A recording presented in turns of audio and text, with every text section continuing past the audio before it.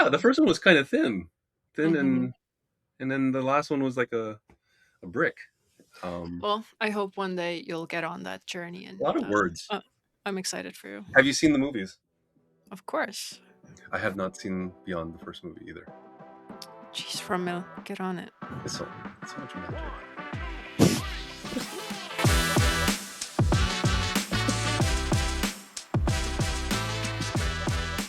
I'm just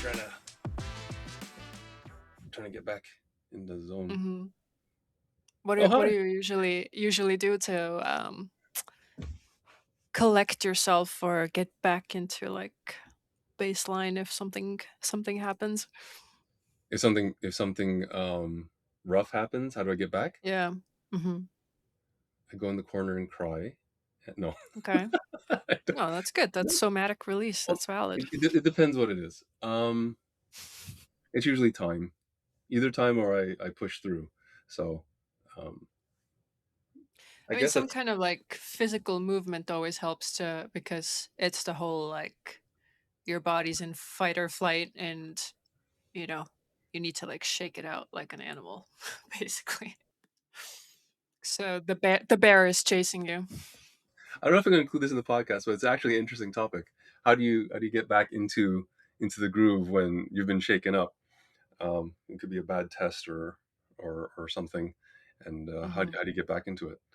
I think you gotta take time, take time to kind of like reflect on it and it's not jump into it because then you're gonna start making bad decisions and not bring your best self forward. So I think a moment of reflection and I think yeah, some motion or what have you if that's something that helps calm you down.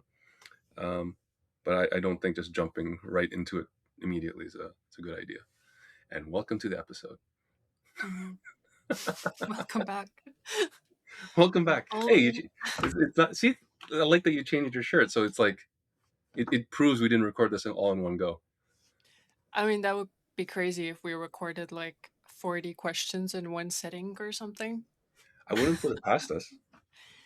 Me neither. But yeah, this is a different day now. It's almost Christmas, actually. End of the year holiday reflection time, Yeah. retros. What are your thoughts on 2025? Oh man, 2025 was a weird one. It was a lot of change. I think. Well, I went through. I was working at a place that wasn't quite a fit. Let's put it that way. Hmm. They agreed. And now it's like okay, with a little bit more free time, I'm starting to refocus on things I like doing or was interested in doing in the first place. So I picked up the drums. So finally, I got to spend some time on that, um, exploring work that motivates me more. So it's kind of like this.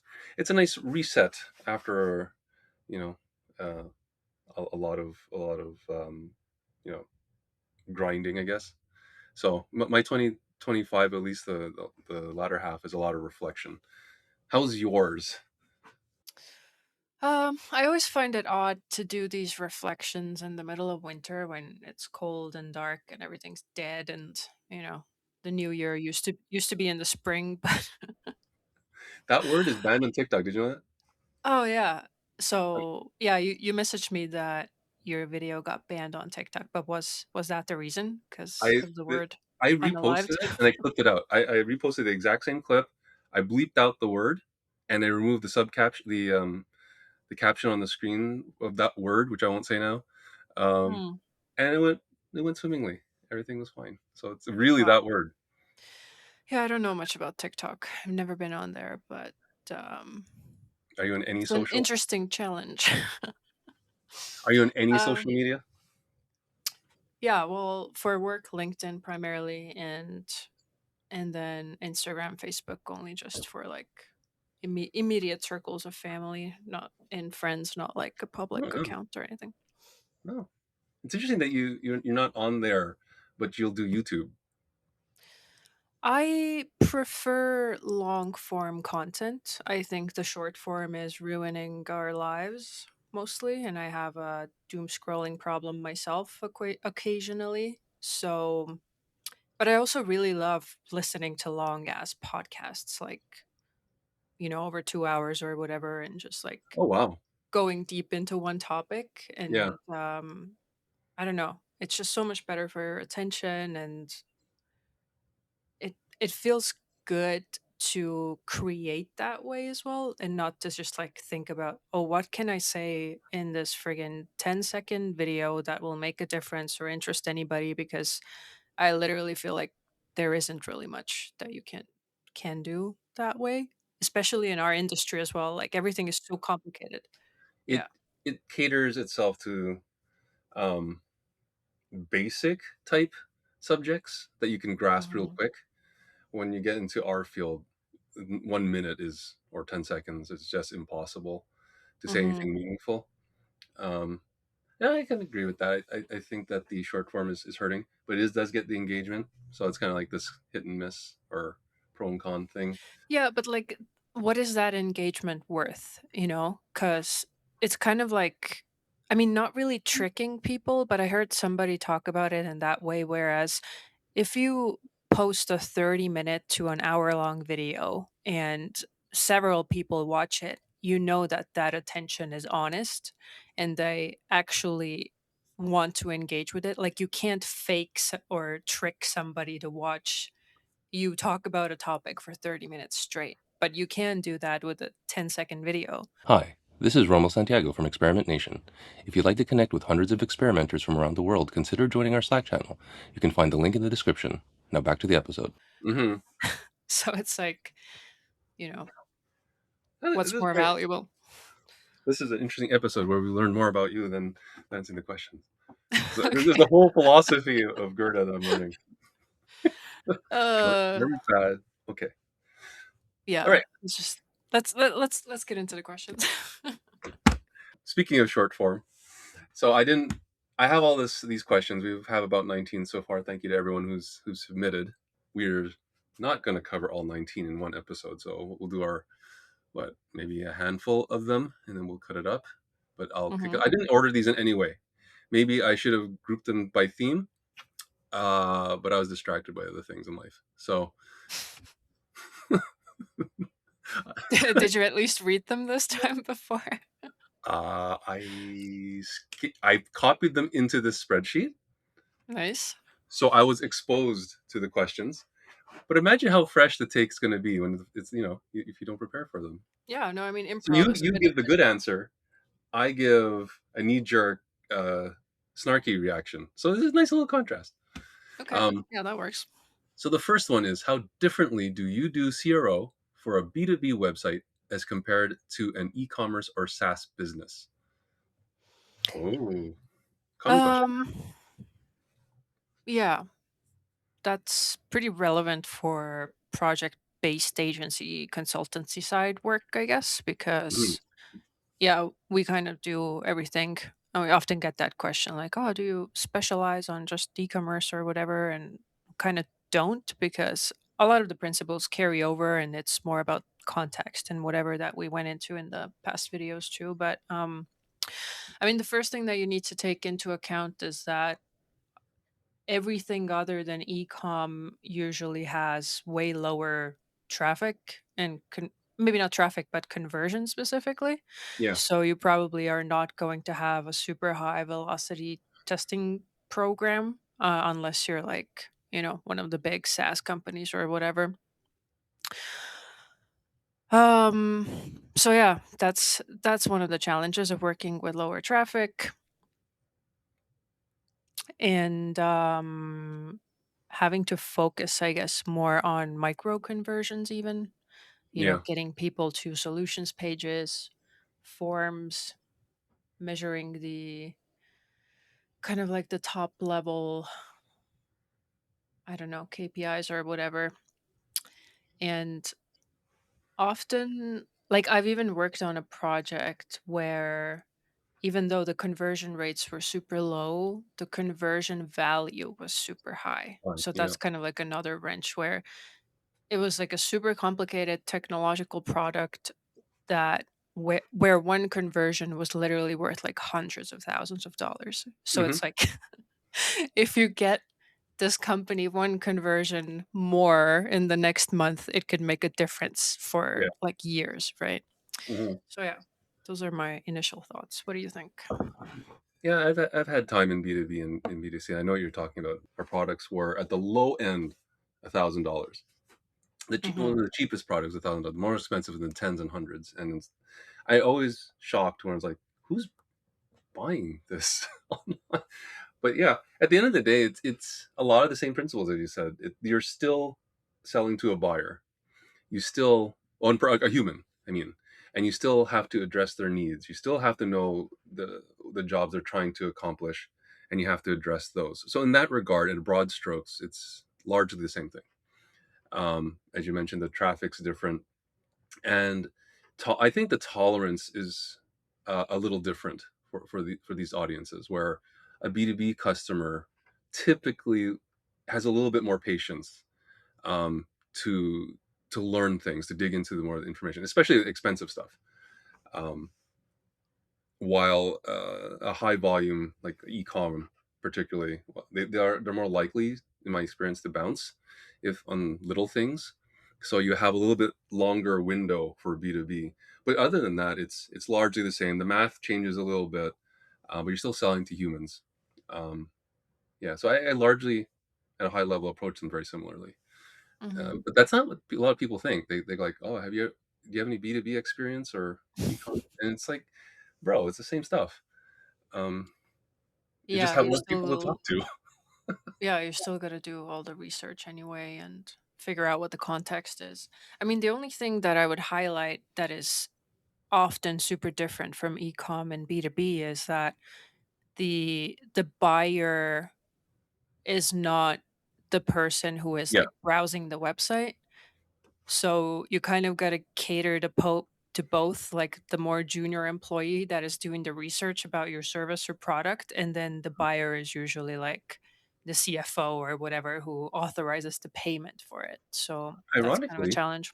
there is a little nugget where it's the opposite again, where ultra small companies, it's their company, and it's like 1 to 10 people tops, and it was literally their money, even though it was a company. It's B2B, Mm, but it's B tiny B.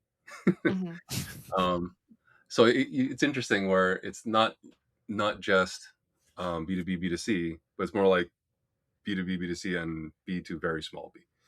mhm. Um, but yeah, It's kind of like selling dog food, whereas you need to make sure that the dog likes the food, but the dog is not the buyer. So you gotta convince the person that their dog will like it, but the person still has to buy it. Actually worked on a dog food company project yeah, for it's a like wow, while. that's a very specific. Yeah. It's I think it's the problem that children have. They want you to buy it, Mhm.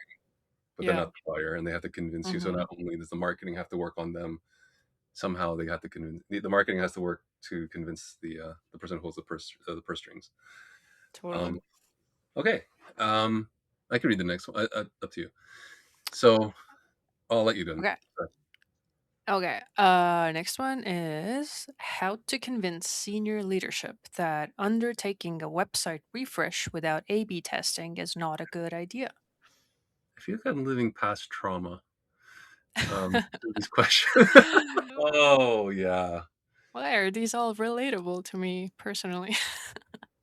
I don't have a magic bullet answer for that because sometimes it works and sometimes it doesn't.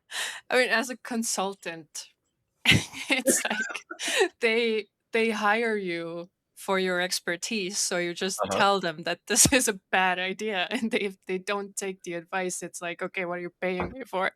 That's definitely a perk uh, of that. But when you're yeah, in-house, I think that's more of a. I think yeah, as you're an external company, they'll more likely to listen to you. But if you're internal with very little power, this is a tough situation. yeah. If you are lucky, The idea to just launch the without A/B testing was literally them not thinking it through. Mm-hmm. So they'll listen to reason, but more often than not, they have to do a thing because they were told.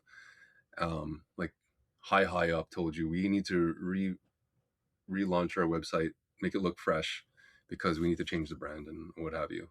We don't have time for anything. You're not going to win those that often. The only approach that I have ever won with in situations like that is usually it takes time to build a website.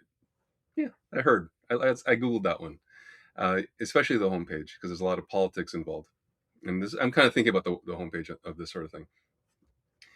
When they're designing, you can usually convince them to test on the current page and gain learnings from that. Do customers react to this copy? Do they react to this treatment? And you're kind of doing it in spot-wise kind of way to inform the design work that's going on. Uh, and that's how I can get them to start accepting some A/B tests. They will, in my experience, not as open to A/B testing the new idea though, until it's launched, and then you A/B test it. No one has ever bought into the idea of we're going to test old web page, new web page, um, because they're not ever going to do that. They want it out as soon as possible. But yeah, I'd love to hear what you've experienced. Um, yeah, I mean, I think the only thing I can sort of add to that is if you have experiences with the same thing in the past and with other companies and Hmm. projects, you can just use that as ammo and kind of illustrate the examples. And because yeah, it's one thing to just tell people like, oh, it's a bad idea, but if you have some kind of evidence to back it up, it's like, hey, like at this company we went through this process exactly the same way and it backfired in a massive way, and Hmm. these were the ramifications. And like there are a bunch of other public examples as well where super big companies like roll out a new logo or whatever, and then everybody hates it, and then they spent millions of dollars and then they had to roll it back, right? So and then also just like talking about how even within the most successful testing programs, the win rates are usually between what, like 10 to 30% if you're lucky, right? Like even with teams who are like super experienced and have high velocity and all this expertise, like you're never going to have 100% win rate. So what happens if you blindly roll out a whole new experience of a website where it Hmm. maybe has like hundreds of ideas built into it that Yeah, have not been tested?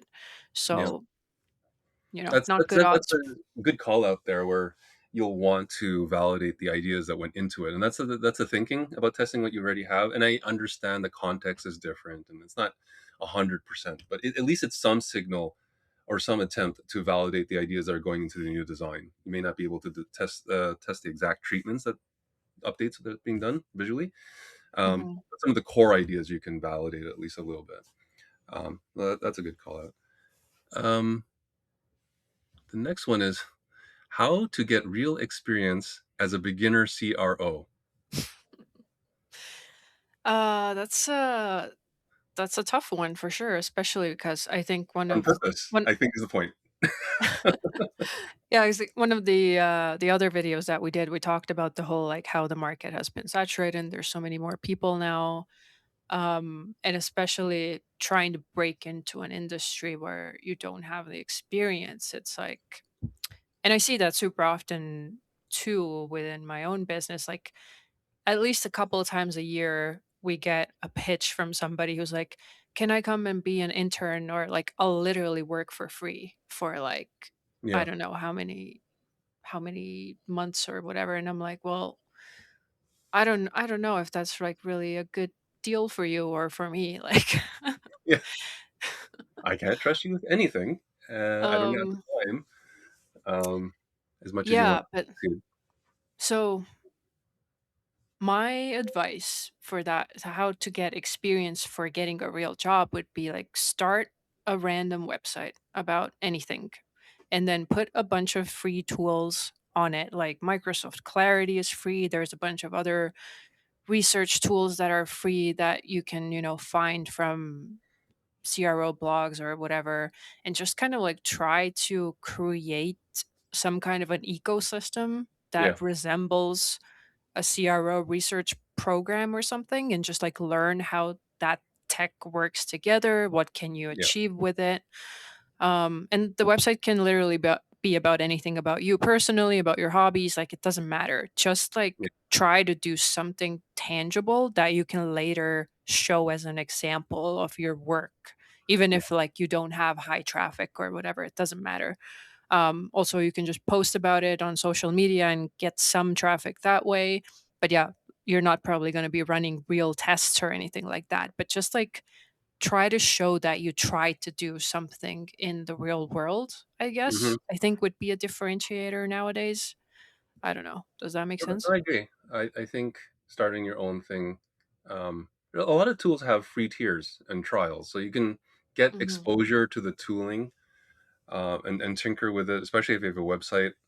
Um, with experimentation, I've installed a lot of tools on there just to try them out and see how they perform. So it's a Mhm. great way to learn at least the tooling bit of it, because that's usually, um, it sounds like you wouldn't get much out of it, but really trying to pull an insight and try to drive traffic to it and try to create those variants and set it up. You learn a lot through that process. Mhm. So I think that's valuable. The other thing is, like, let's say you're, working at a company, you might want to, you know, from a insider perspective, you can reach out to different groups and shadow them. Depends on how friendly you are and how connected you are, but you might have some exposure to a team that is running tests, and have exposure that way. So you may not necessarily want to reach out to CROs out in the field, but if there's one in house and you're friendly with, then you can shadow them for a bit. Mhm. But yeah, I like your suggestion around, building your own site, because that's literally what you're going to have to do. A lot of the times, you're going to be exposed to technologies you're not really familiar with, and then after a while, with seeing all these options, you're going to see commonalities. Mhm. They all have this. They all have this, and you can speak to it a little bit more intelligently, where, you know that any A/B testing platform or research tool is going to have certain features, so you get experience in that regard. Um, Mhm. Other than that, um, I don't know. You can get on some Fiverr account. I don't know. I've seen CRO on those things, and you could do a poor job. The best way to learn is make a lot of mistakes.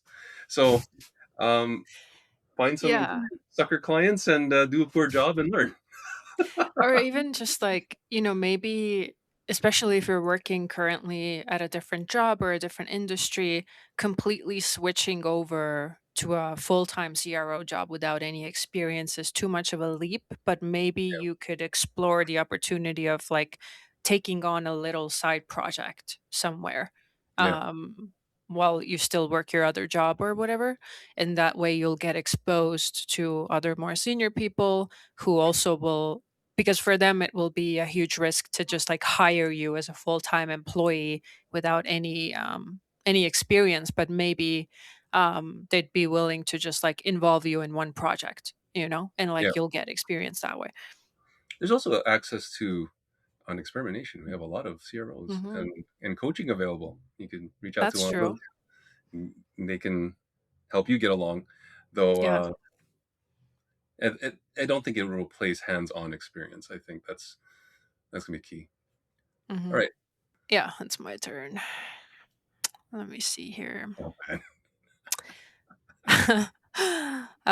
What's the meaning of life, the universe, and everything other than 42?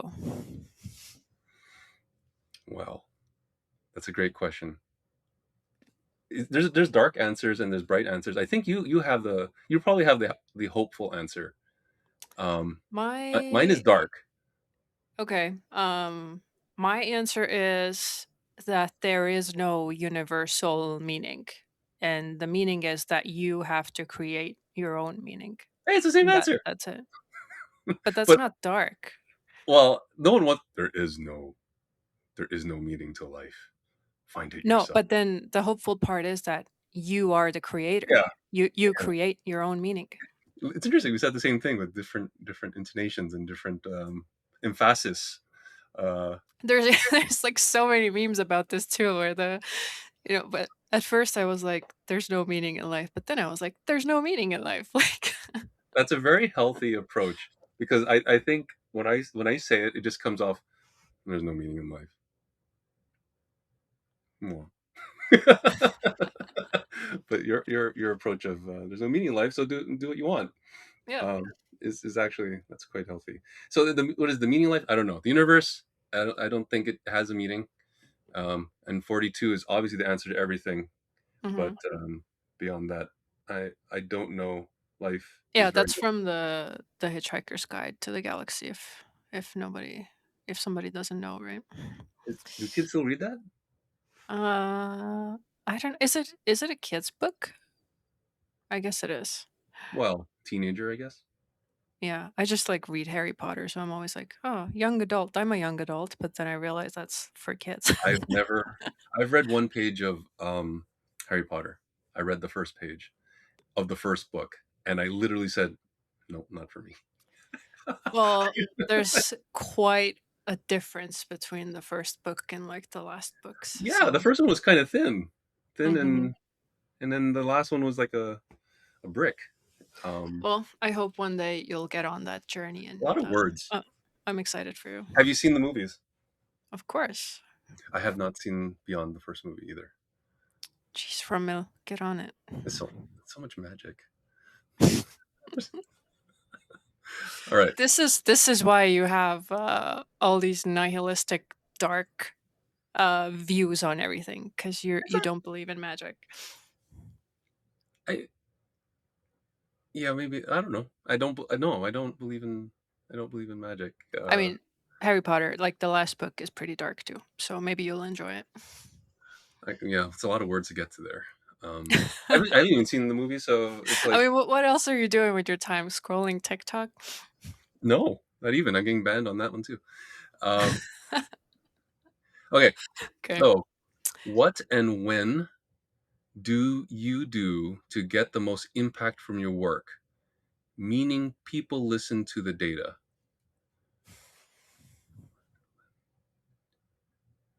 I think the question is how do you get people to listen to you? Yeah, it's an Screaming, interesting lots of screaming and wording. banging on the table. Make yourself look big, like Compare. red bear, red panda, more, and go data, data, data, data, data. Yeah, that's the whole like, again, context is everything. Getting to know the people that you're supposed to convince and work with, what they like and don't like. Yeah. I mean, yeah, it's tough too because I've also been in those positions where you get sold a project or a job and you get hired for a position, and they sort of create this picture like, oh, you'll be able to do all these things and that's your job, and then you get there and then you realize that you don't have any real authority, sort of, and Hmm. that you can't actually pull the trigger on most of these things, and you need all these approvals and other people's kind of blessings and whatever. So yeah, and often the answer is that maybe it's not the right place for you and you should go somewhere else, but that's also kind of dark. That's dark. I was I was going to say have someone else say it. So sometimes when folks aren't listening to me, I figure out who others listen to, and I get the words that come out of their mouth or shared through them.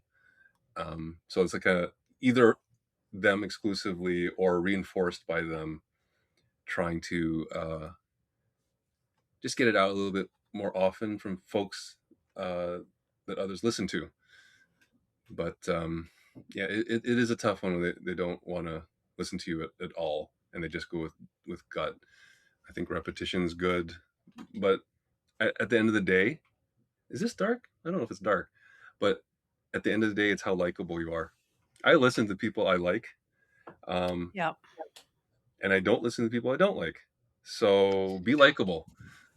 42. Yeah, totally. Yeah, I think like one podcast episode that I did with Shiva, we like talked about that for an hour, where it's like people want to work with people they like, and if they don't like you, they don't want to work with you. And it's like a really hard thing to accept or realize about yourself that, wow, these people don't like me, because it feels so personal, right?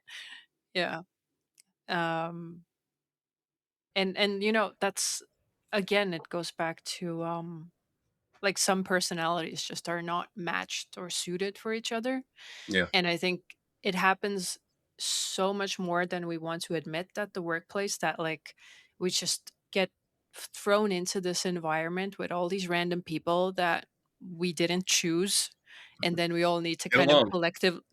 get along and collectively work towards the same goal, when in reality, probably in real life, you maybe wouldn't even be friends or acquaintances with these Yeah. people, right? Yeah.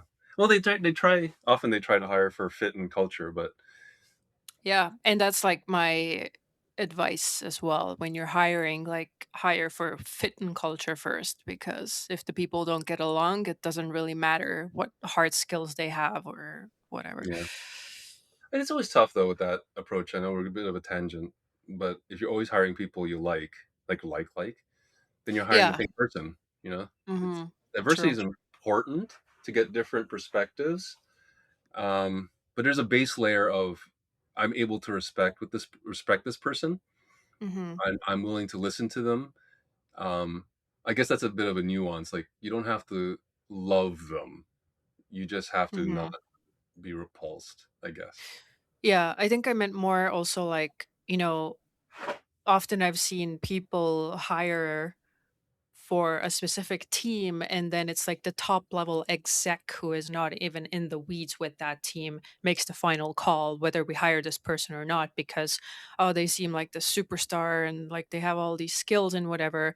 But then it turns out that the team who they have to work with is not a good fit. So I Yeah. think a lot of companies nowadays even do like an interview round where you just have like a fit check, vibe Hmm. check with the team or whatever, Yeah. because that ends up being the more important part, and they can veto the person if like everyone agrees it's not a good fit, right? Yeah. So, long story short, be likable. People will listen to you.